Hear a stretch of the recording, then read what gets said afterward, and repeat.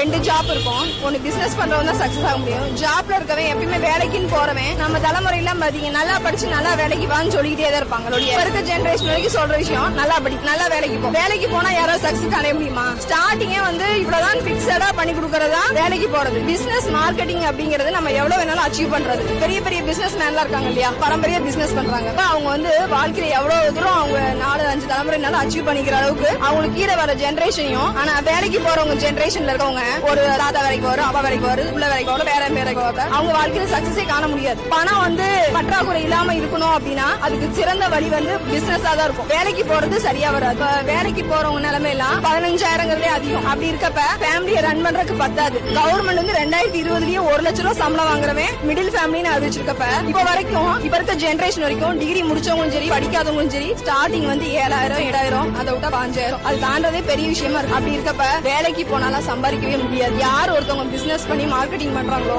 அவங்கதான் வாழ்க்கையில பெரிய அச்சீவராகவே வர முடியும். பிசினஸ் பண்றதுக்கும் இன்வெஸ்ட் பண்றதுக்கும் நமக்கு தகுதி இருக்கணும். அந்த அளவுக்கு தகுதி இல்லைன்னா வாய்ப்பு யாராவது கொடுக்குறாங்களான்னு தேடி பார்க்கணும். Download ShareChat.